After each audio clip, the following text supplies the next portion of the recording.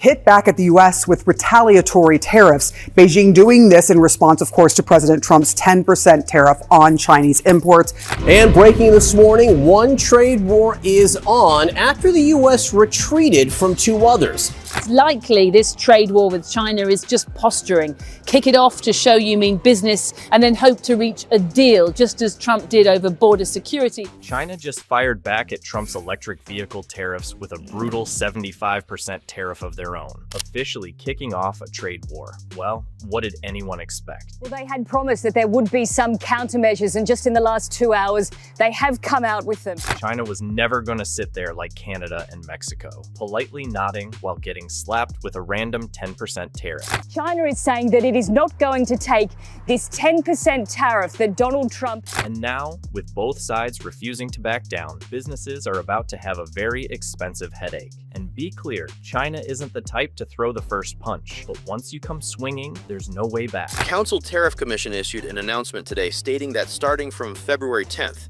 2025, additional tariffs will be imposed on certain imported goods originating from the United States. And that's exactly what happened on February 10th, 2025, when Trump decided to wake up and choose economic violence. He dropped a 10% tariff bomb on Chinese goods, casually slapped 25% tariffs on Canada and Mexico, and basically told the world, good luck dealing with this mess. But China is a different story. A 10% tariff on Chinese imports went into effect at midnight. China retaliated immediately. Now, if this was just about flexing muscles before an election, sure, whatever. Politicians do that all the time. But no, this wasn't just some political stunt. This was an all-out attack on global trade. The man didn't just go after China, he went for everyone. When Mexico and Canada were in the line of fire, that has since subsided, but what is being targeted in China? And when you look at that, how might that affect? Canada, Mexico, the European Union, whole supply chains got thrown into chaos overnight. But let's be real, China was the real target, and Beijing wasn't about to sit there and take it. Trump's administration thought they were making a power move, protecting American industries. But here's the catch, you don't mess with China's electric vehicle game. Not shocking, pretty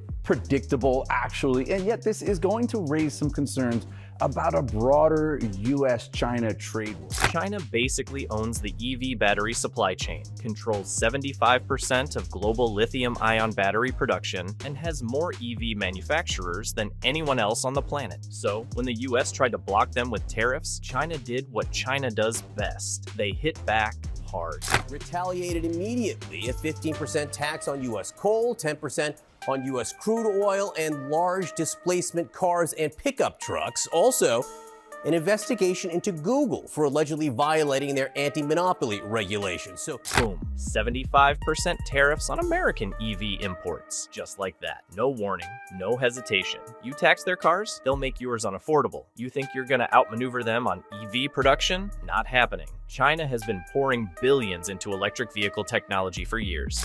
Two companies, including one, PVH, which has Calvin Klein and Tommy Hilfiger, two very well-known brands, under its heading. China, in the most simple of terms, is saying that these companies are not following the rules, and that if China wants to, it can. Companies like BYD, NIO, and XPeng are already way ahead, and they're backed by a government that's playing the long game. Meanwhile, American EV companies are still trying to figure out how to survive without cheap Chinese batteries. For years, China played the long game, taking economic hits, avoiding direct confrontations, and keeping things diplomatic. But this time, different story. Hit back at the U.S. with retaliatory tariffs. Beijing doing this in response, of course, to President Trump's 10% tariff on Chinese imports.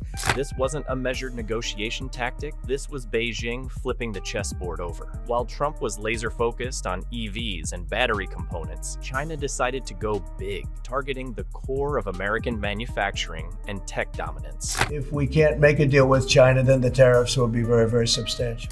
And the first casualty?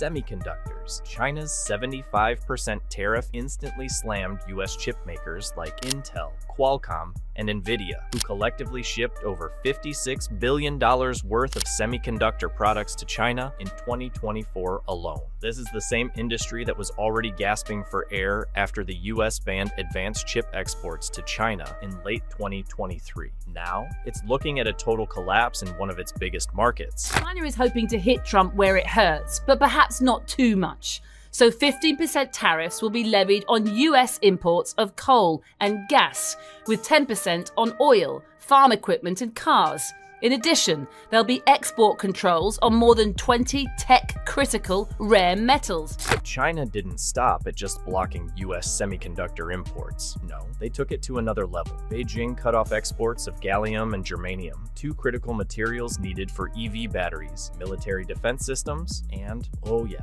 pretty much every high-tech industry on the planet. This wasn't just an economic counterpunch. This was a direct hit to US military capabilities. Gallium is essential for missile defense systems, advanced radar, and 5G networks. And guess what? China controls 80% of global production. Good luck replacing that overnight. So these look more like warning moves than dramatic retaliation. Another day, another chaotic start in Trump's new America. Sure, semiconductors got wrecked, but the real battleground was for electric vehicles. Trump went all in on EV tariffs, battery restrictions, and a not-so-subtle plan to strangle China's dominance in the industry. But in doing so, he lit a fire that could completely reshape the global auto market, and not in America's favor.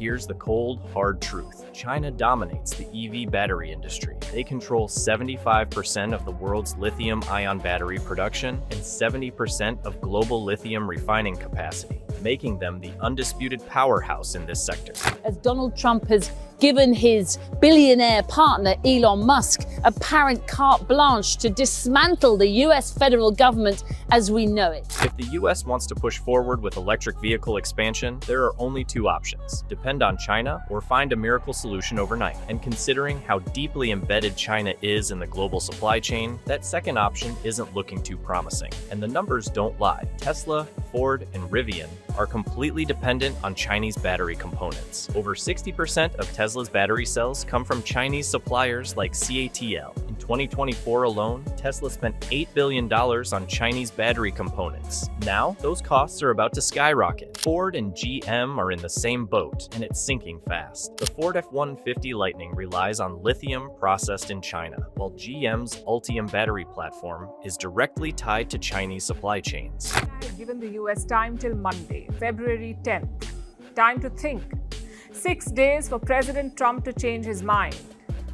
So while Beijing wants to project strength, it is also hoping for a compromise. With these tariffs in place, both companies are now facing an impossible choice: absorb massive financial losses or bring production to a grinding halt. Either way, the future of their EV ambitions just got a whole lot more complicated. Meanwhile, while American companies struggle to breathe, China's EV giants are thriving. BYD, NIO, and XPeng are flooding the European market, while the US is busy pricing itself out of the game. In January 2025 alone, BYD's European sales jumped 24%, while American automakers scrambled to figure out what just happened. China has said that it is ready to negotiate. Meet us halfway. That is the message from Beijing. The message from Beijing to Washington.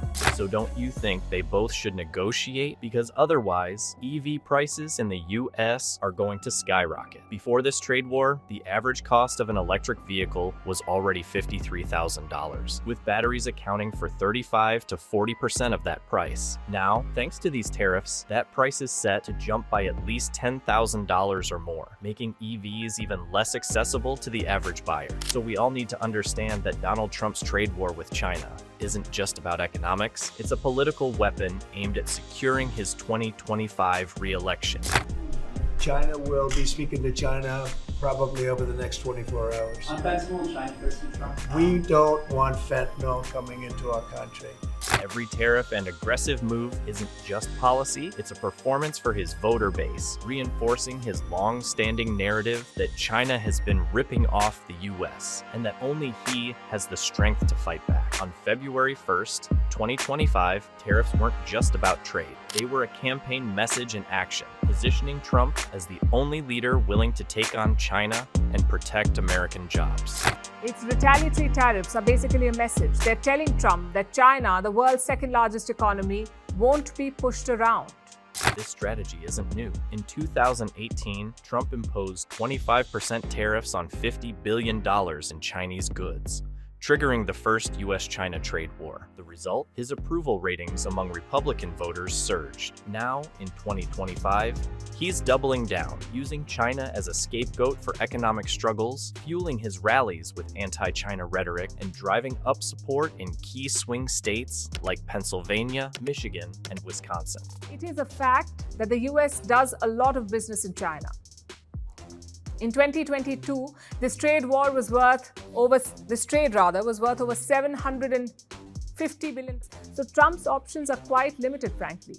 Meanwhile, Xi Jinping is playing a long game, turning Trump's trade war into a nationalist rallying cry for economic independence. In March 2025, China launched the Made in China 2030 initiative, ramping up self-sufficiency in semiconductors, EV batteries, and AI. State media is framing Trump's tariffs as proof of U.S. decline, and public support for economic retaliation has surged. While Trump is thinking about the next election, China is thinking about the next century, and they aren't backing down. This trade war is far from over, and the stakes keep rising. Subscribe now to stay ahead of the chaos.